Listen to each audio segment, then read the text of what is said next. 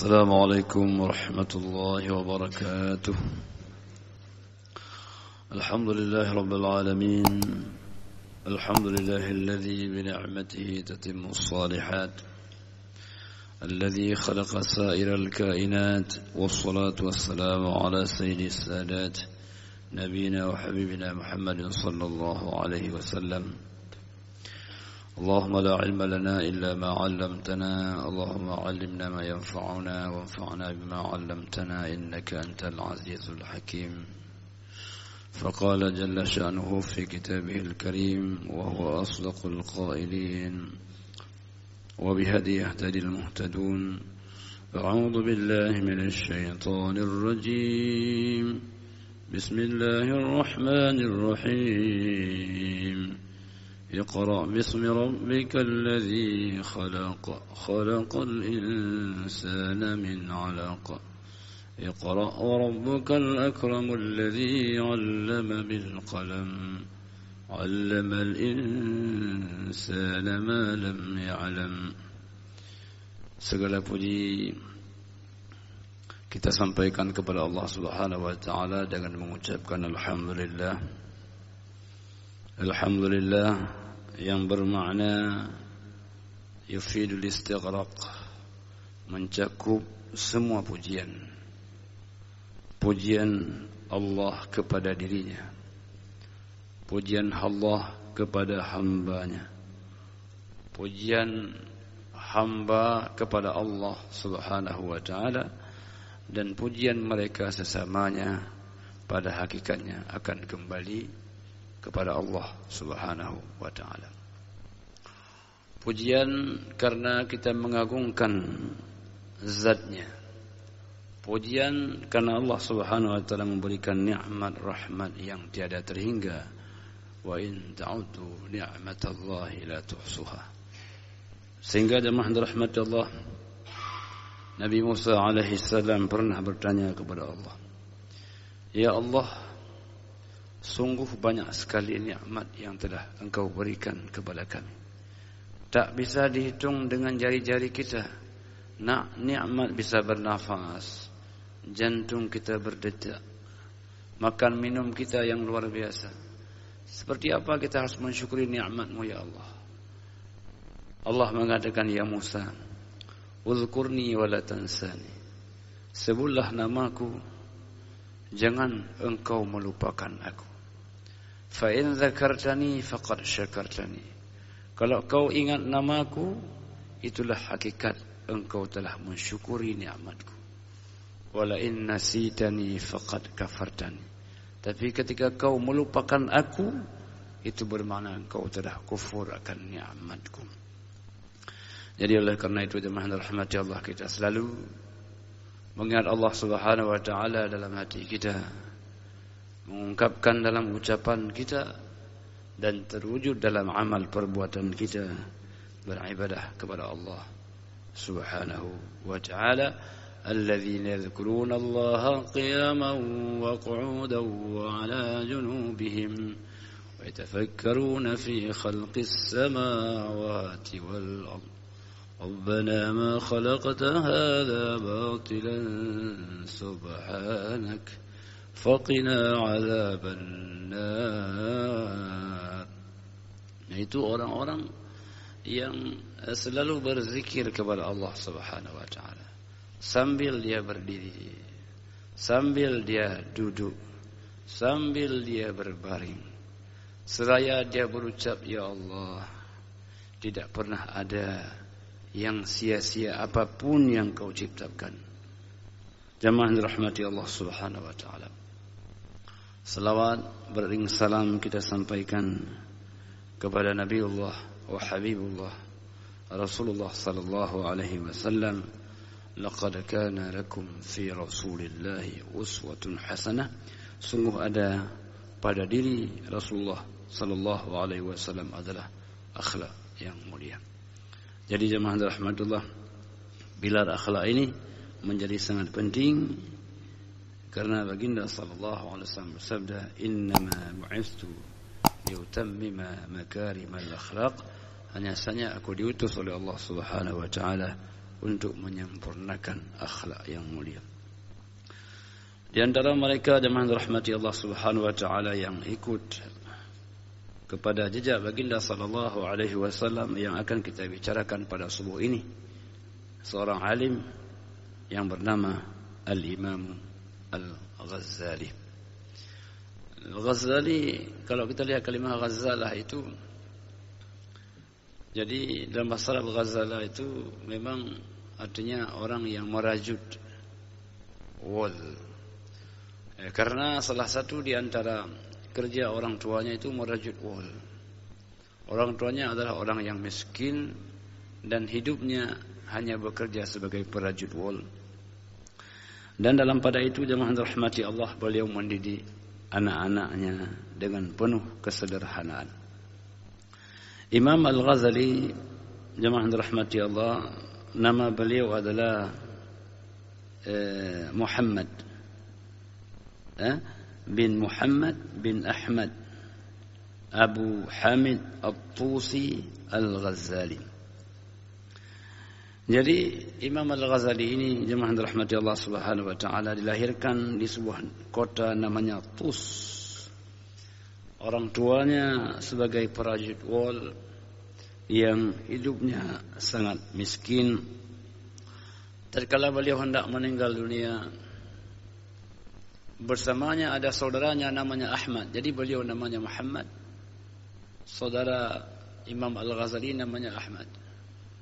Beliau mengatakan kepada salah seorang temannya, saudaraku, ini anak saya. Anak saya ini, kata beliau, adalah kelihatannya mereka ada kemauan untuk belajar. Kata ayahnya, innali ta'assufan 'aziman. Saya merasa bersedih karena saya sebenarnya ala ta'allumil khatti, saya akan mengajarkan kepada anak saya itu kemampuan menulis. Jadi artinya Imam Al-Ghazali itu orang tuanya ada kemampuan untuk menulis khat, tulisan yang bagus. Kemudian washtaha idraku ma fatani fi waladi hadaini.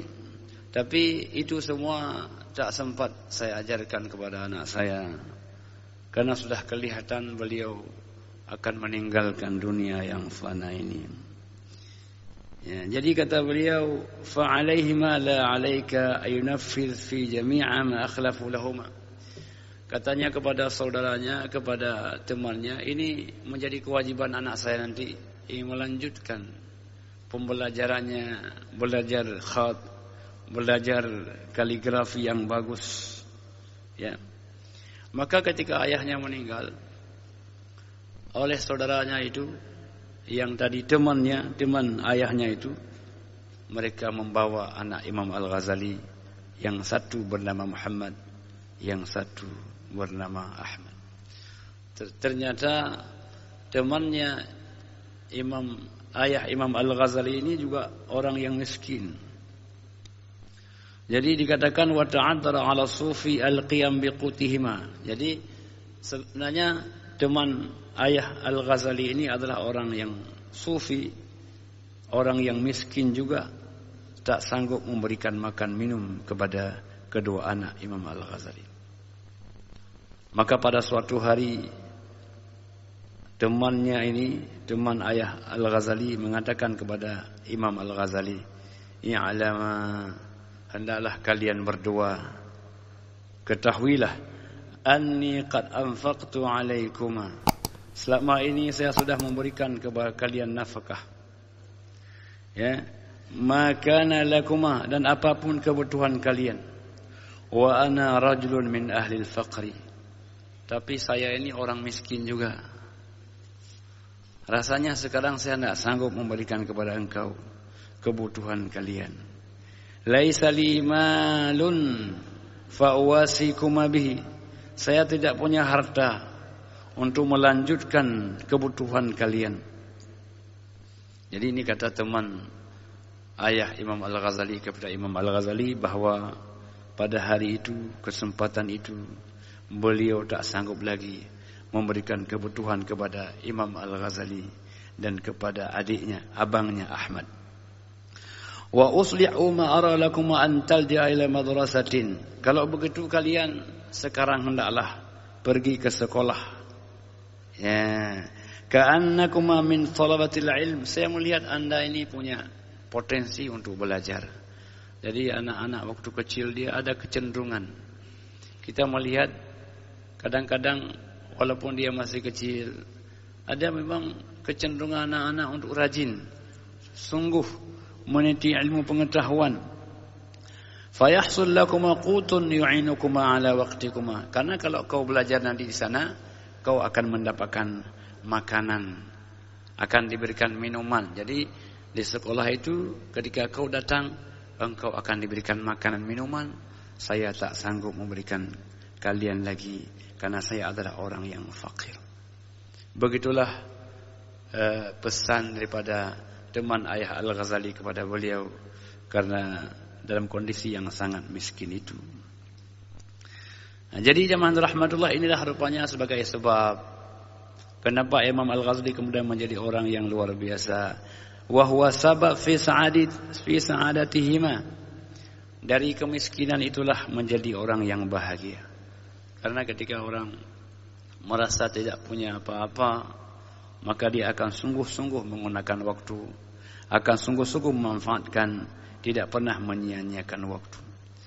Ya, jadi daripada memori itu, kenang-kenangan itu, Imam Al-Ghazali pernah berkisah, talabna al-ilma li ghairillah. Awalnya kami menuntut ilmu tujuannya bisa mendapatkan makanan. Karena kami ditinggalkan kecil oleh ayah kami. Meninggal ketika masih kecil dan tidak meninggalkan harta kepada kami.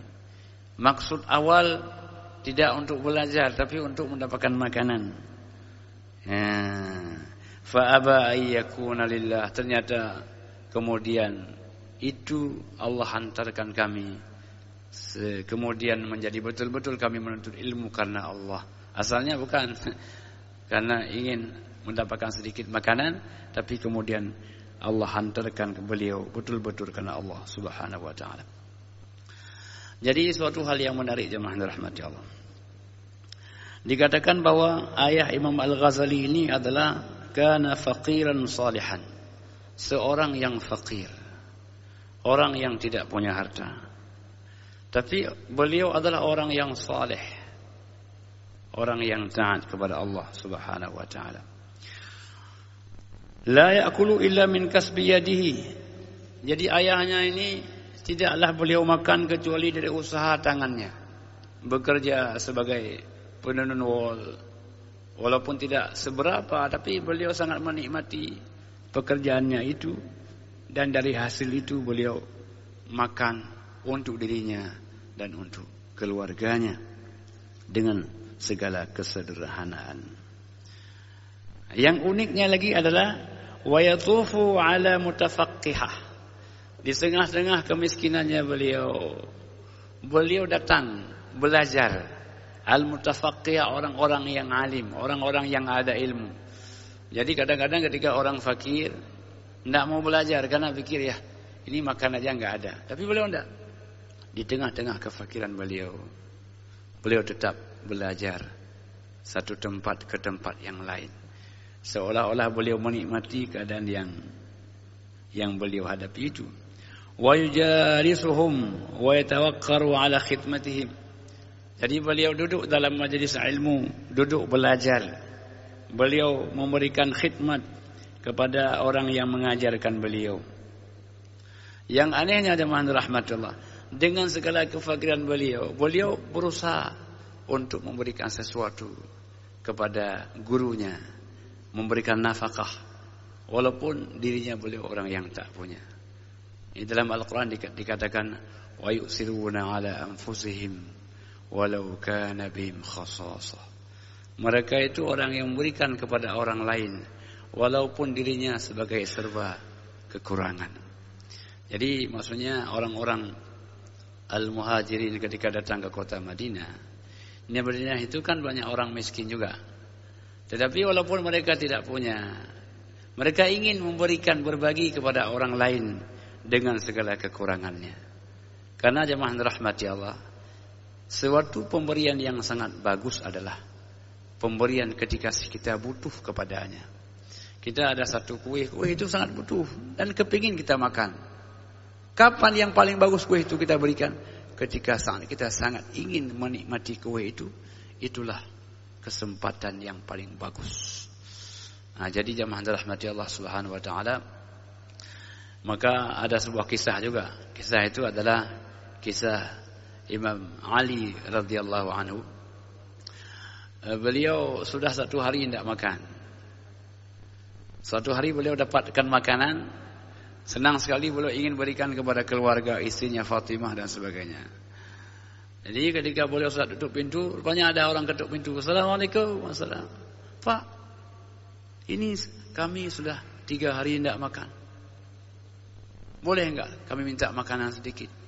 Beliau ada makanan, tapi makanan cukup untuk beliau dengan istrinya. Imam Ali radhiyallahu anhu mengatakan kepada istrinya, istriku, kita berikan makanan kepada orang ini. Kita kan cuma 1 hari belum makan. Ini orang sudah 3 hari tidak makan. Berikanlah kepada dia. Jadi itulah salah satu bahagian memberi itu yang paling bagus ketika kita berhajat kepada pemberian tersebut. Jemaah rahmati Allah Subhanahu wa taala. Jadi jemaah rahmati Allah, wan nafaqatu bima yumkinuhu alaihim.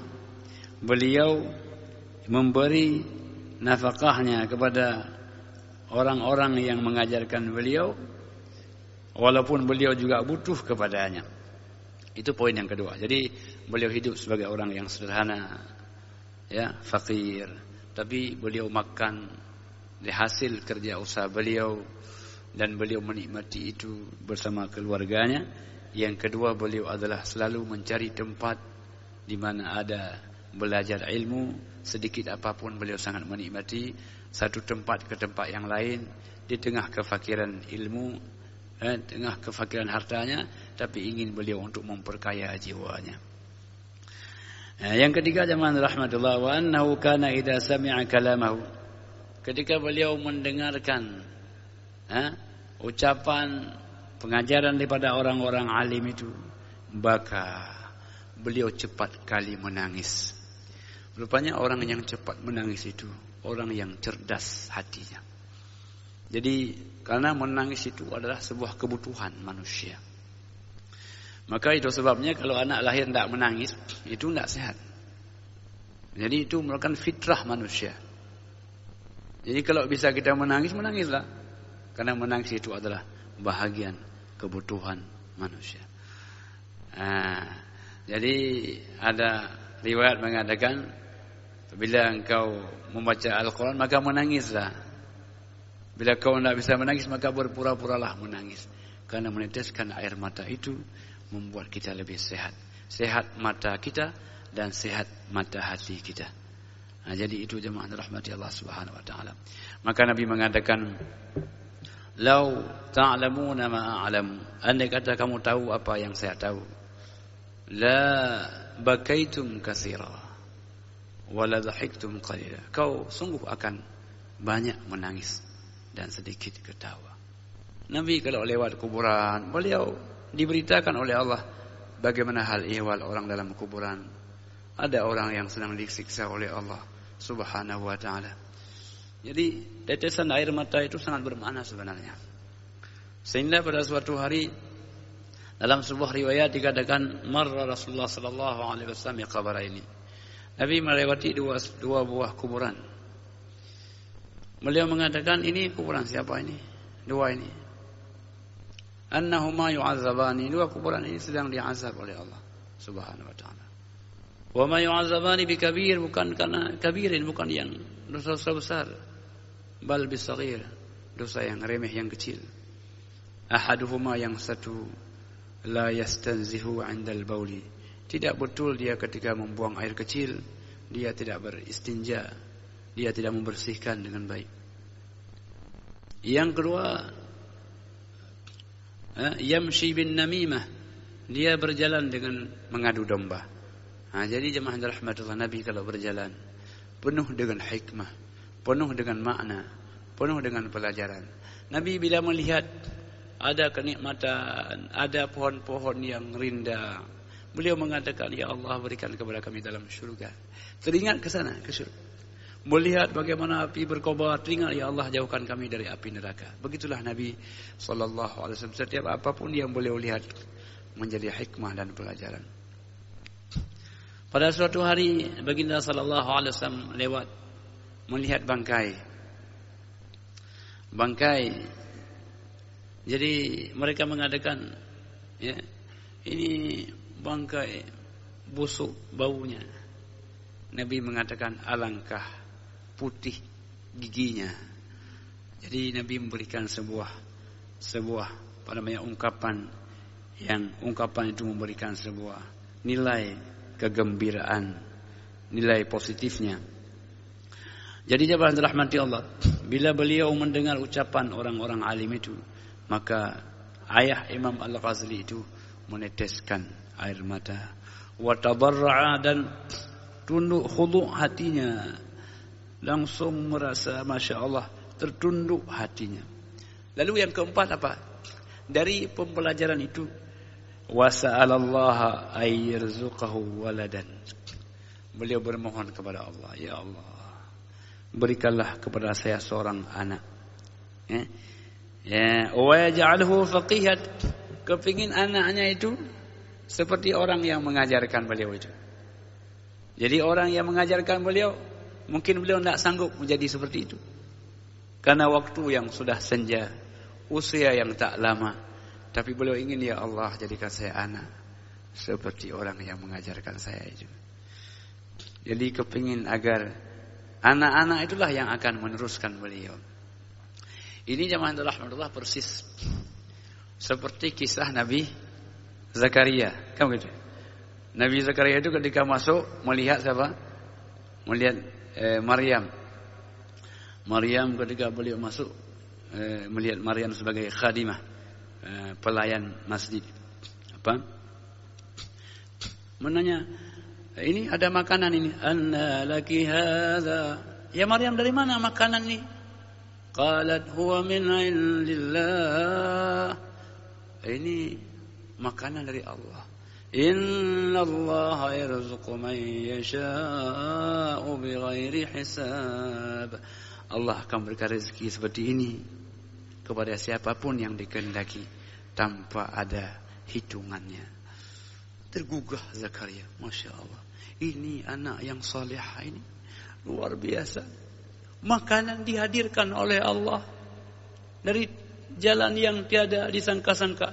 Maka di situ, hunalika da'a Zakaria rabbahu qala rabbi hab li min ladunka dzurriyyatan thayyibah innaka sami'ud du'a.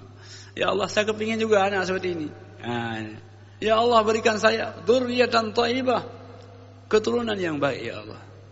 Ya Allah, jadi terinspirasi. Jadi kalau kita lihat anak yang saleh, anak yang baik, bagus hafalan Qur'annya, bagus akhlaknya, bagus pemahamannya, ya Allah, berikan juga saya anak seperti ini. Jadi itu, maka jamaah rahmatullah, karena ketika seperti itu, mungkin kita secara emosional kita betul-betul tersentuh. Mungkin kita meneteskan air mata ketika berdoa. Maka dalam pada itulah Allah mengabulkan doa kita. Karena doa itu, innallaha la yaqbalu an qalbin ghafilin. Allah tidak terima kalau kita berdoa lalai kita. Kita berdoa tapi kita tidak fokus. Tapi doa yang sambil meneteskan air mata itu, doa yang tersentuh. Yang dengan itu Allah mengabulkan doa Nabi Zakaria alaihissalam. Jadi jamaah rahmati Allah subhanahu wa ta'ala, dari doa itu maka Allah mengabulkan doa. Fanadatul malaikatu wa huwa qa'imun yusalli fil mihrab anna Allah yubashshiruka bi Yahya musaddiqan bi kalimatin min Allah wa sayyidan wa hasuran wa nabiyyan min as-salihin. Rupanya Allah tidak akan sia-siakan doa yang tersentuh tadi, tidak Allah sia-sia. Allah pasti mengabulkannya. Allah mengutuskan malaikat sampaikan kepada Zakaria, Allah kabulkan doanya, Allah akan memberi engkau seorang anak. Anak itu namanya Yahya. Belum lahir lagi, Allah telah berikan namanya Yahya. Jadi doa orang tua yang ikhlas, doa orang tua yang tersentuh dengan anaknya, doa orang yang tua yang ingin anaknya saleh. Lalu Allah mengatakan, bagaimana karakter Yahya ini? Musaddiqan bi kalimati min Allah, orang yang membenarkan apa yang Allah turunkan. Wasaidan, orang yang mulia, termasuk nabi-nabi yang saleh. Jadi karakternya luar biasa. Jadi betul-betul Allah berikan anugerah yang lebih baik daripada doa kita. Kita doa mungkin sedikit, Allah berikan banyak kepada kita. Kenapa? Karena ikhlas kita. Jadi oleh karena itu jemaah rahmati Allah, berdoalah kepada Allah. Berdoalah walaupun sederhana sekali, karena doa itu akan diberikan dengan sesuatu yang lebih baik dari apa yang kita harapkan. Kita harapkan sedikit, Allah berikan banyak. Jadi oleh karena itu termotivasi beliau melihat orang alim yang mengajarkan anaknya itu, yang mengajarkan beliau, ya Allah berikan saya anak seperti itu ya Allah, anak yang saleh, yang alim, ya. Jadi jemaah dirahmati Allah Subhanahu wa taala, beliau ingin anaknya menjadi anak yang faqih, orang yang mendalami ilmunya, faqihnya.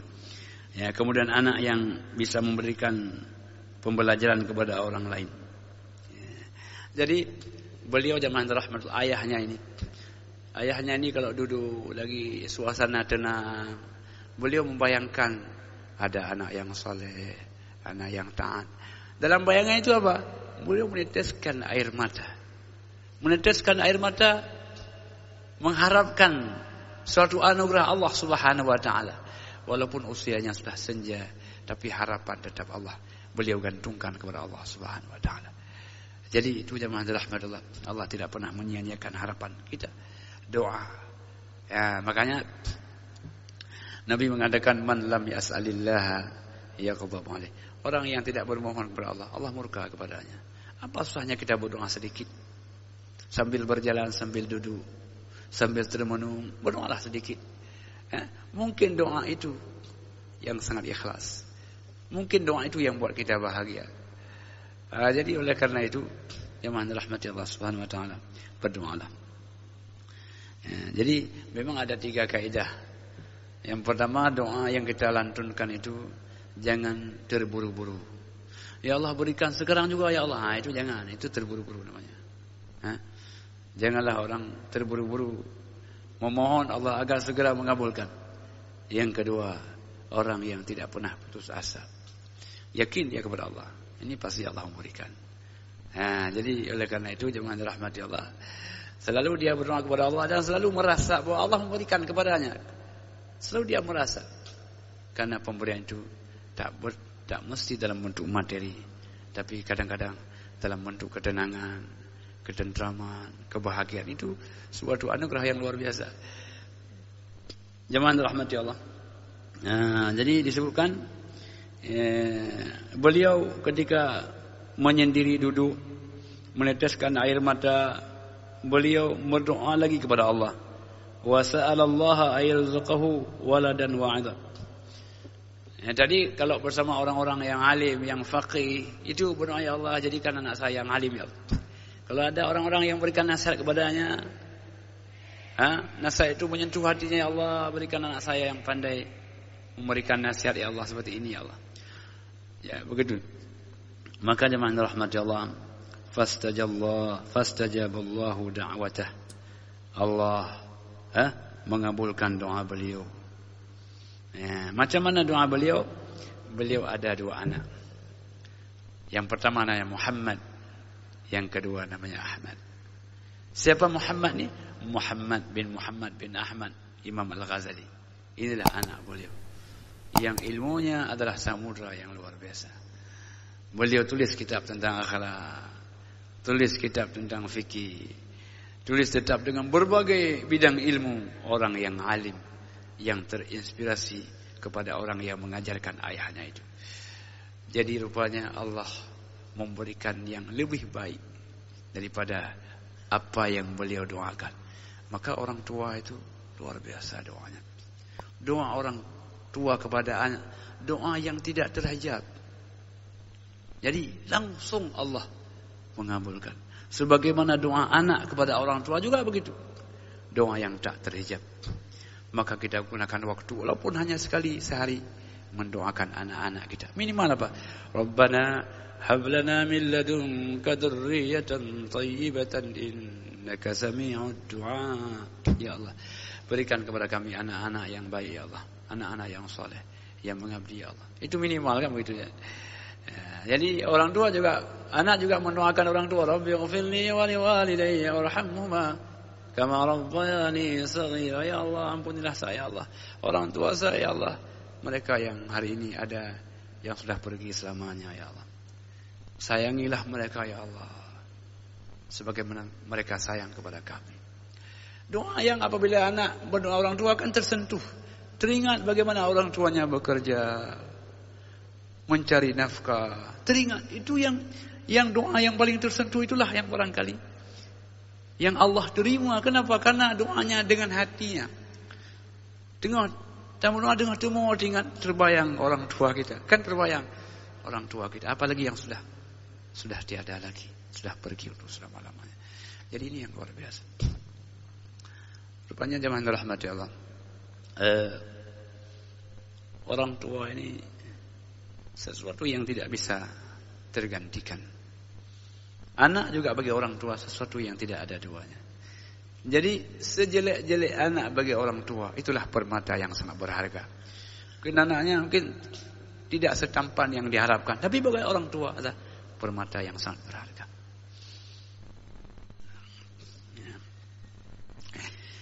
Jemaah yang dirahmati Allah Subhanahu wa taala. Jadi ini poin bagaimana